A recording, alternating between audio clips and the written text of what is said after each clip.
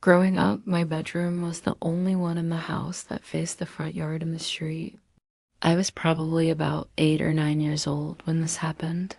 I remember waking up in the middle of the night to my dad's voice. It was steady and calm, but there was this strange urgency to it that I couldn't quite place. He told me to get up, go into the bathroom, and lock the door. I was half asleep and honestly pretty irritated.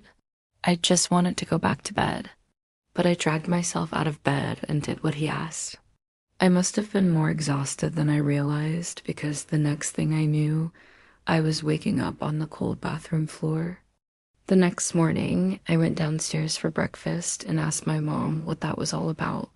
She just looked at me like I was speaking another language, completely clueless. So I turned to my dad, expecting him to have the answers.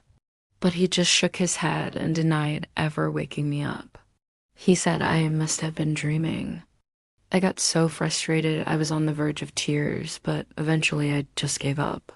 I tried to convince myself that maybe it really was just a weird, vivid dream. Years passed.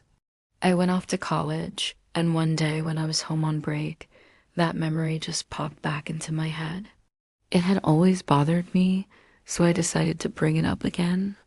This time, my dad let out a small laugh and said, "I was wondering if you still remembered that."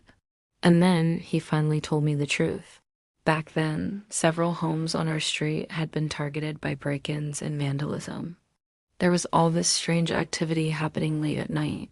On that particular night, someone had forced their way into our garage and was actually moving around inside our house.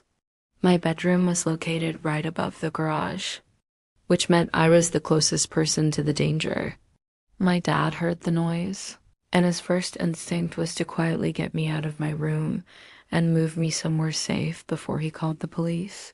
The intruder managed to get away before the police arrived. My parents made a decision that night to keep the entire incident a secret from me. They didn't want me to spend the rest of my childhood terrified, always looking over my shoulder. It wasn't a ghost story or anything paranormal, but knowing that someone was right beneath me, someone who slipped in and out without a trace, still sends a chill down my spine to this day. Thanks for listening, and don't forget to like and subscribe for more stories.